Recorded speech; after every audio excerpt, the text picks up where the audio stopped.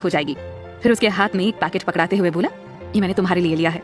शिजा ने वो पैकेट लिया और उसे खोलकर बाहर से देखा। फिर उसकी तरफ देखकर बोली, पर मैं तो। आद्री उसकी बात काटकर उसकी आंखों में देखते हुए बोला, मैं जानता हूँ कि तुम इस तरह की ड्रेसेस नहीं पहनती हो, पर फिर भी मैं चाहता हूँ कि तुम आज रात पार्टी में यही वाली ड्रेस पहनो। मैं तुम्हें इस ड्रेस में देखना चाहता हूँ, पहनोगी ना प्लीज मेरे लिए? शिजा ने हाँ में अपनी गर्दन हिला दी। लेकिन अगर मैं संभाल नहीं पाई और गिर गई तो मैं हूं ना, मैं तुम्हें संभाल लूंगा, तुम्हें गिरने नहीं दूंगा। आद्री ने उसकी आंखों में देखते हुए कहा। एक पल को शिजा उसकी आंखों में देखने लगी, फिर उससे बोली, 1 मिनट आप यहीं रुकिए, मैं अभी बस 10 मिनट में वापस आई, जाना नहीं कहीं।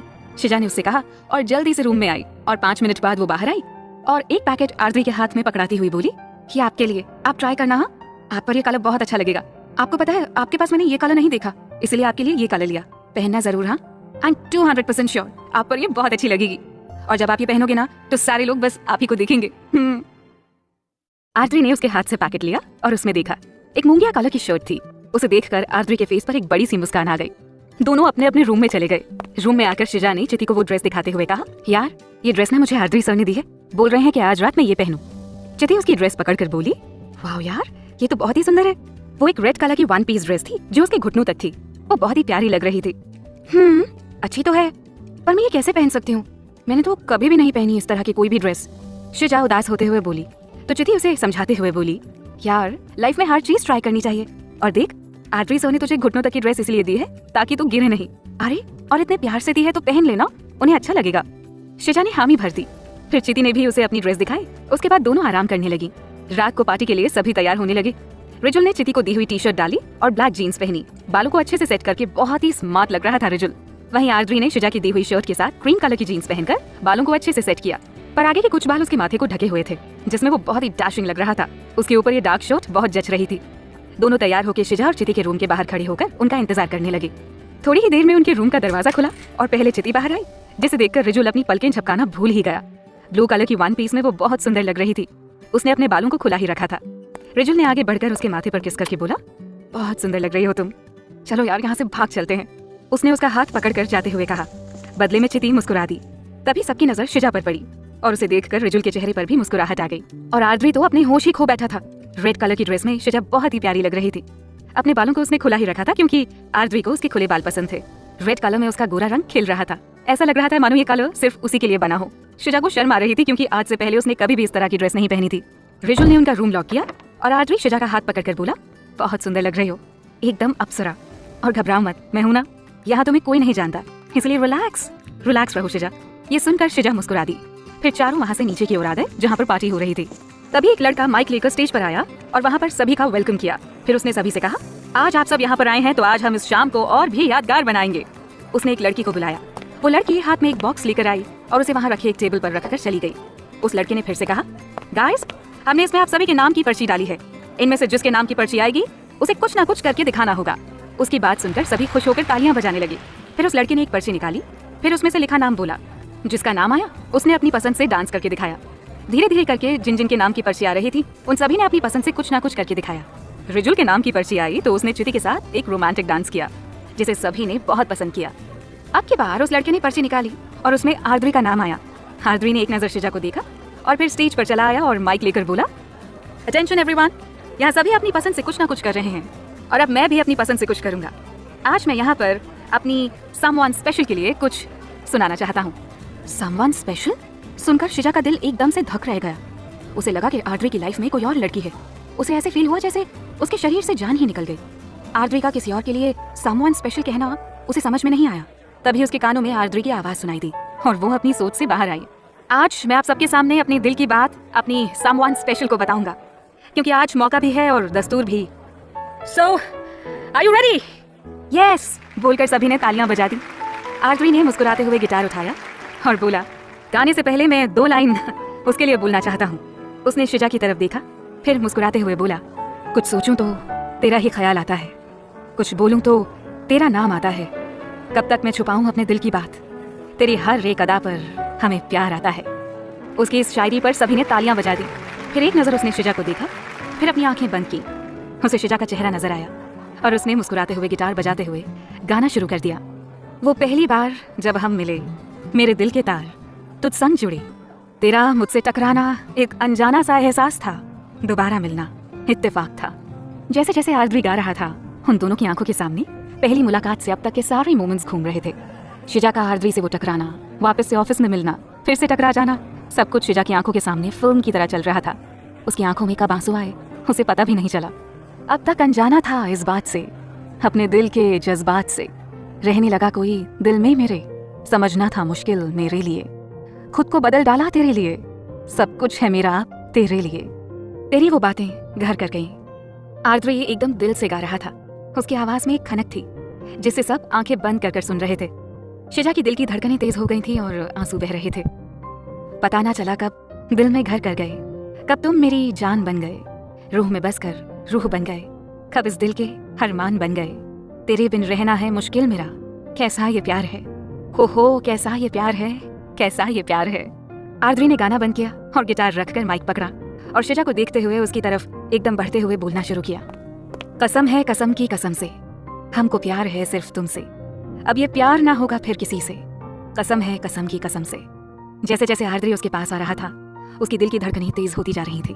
उसके गाल शर्म से लाल हो रहे थे। आर्द्री ने आगे बोलना शुरू किया। कसूर तो था ही इन निगाहों का जो चुपके से दीदार कर बैठा। हमने तो खामोश रहने की ठानी थी, पर बेवफा ये इजहार कर बैठी।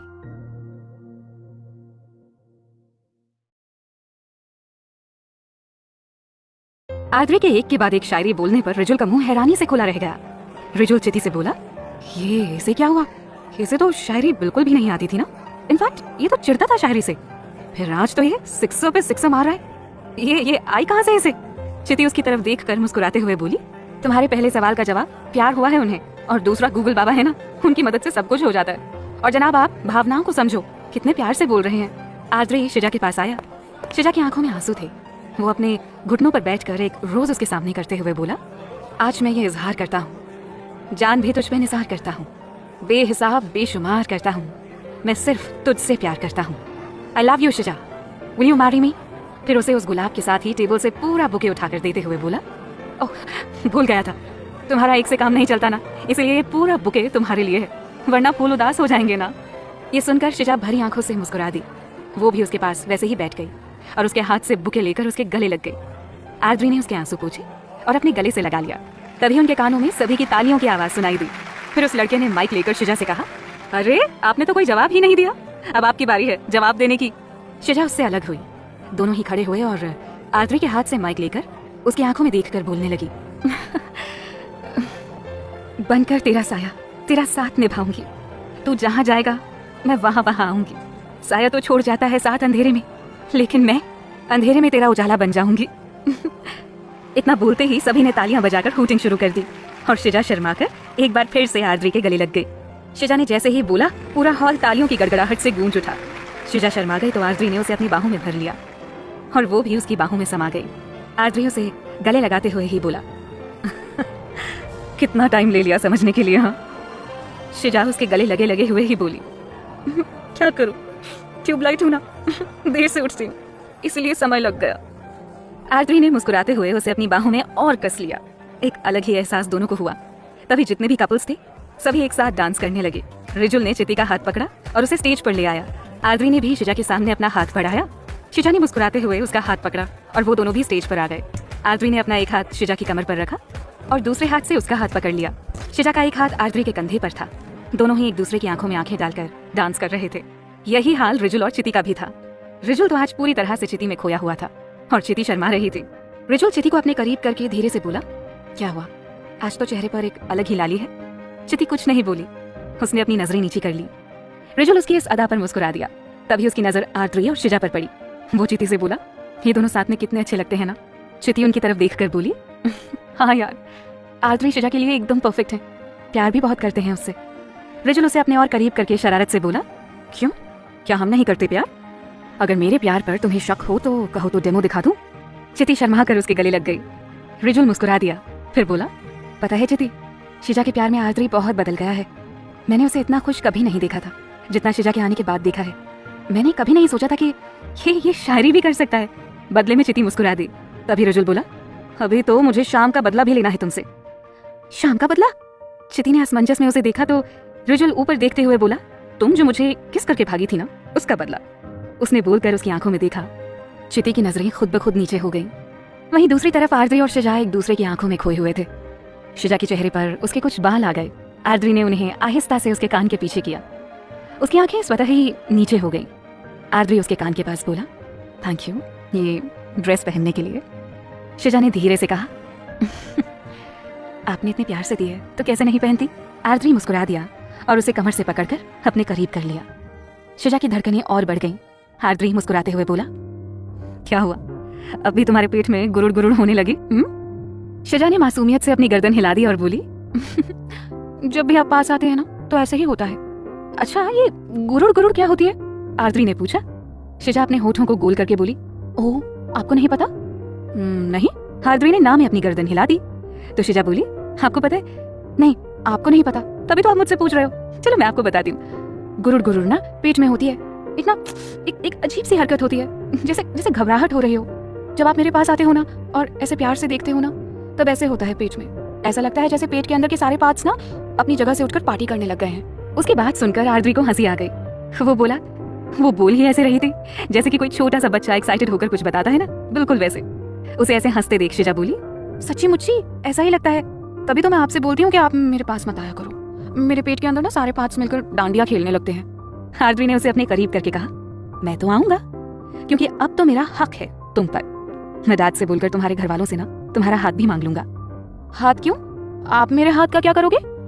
फिर बिना हाथ के मैं बाइक कैसे चलाऊंगी और बाकी के काम कैसे करूंगी?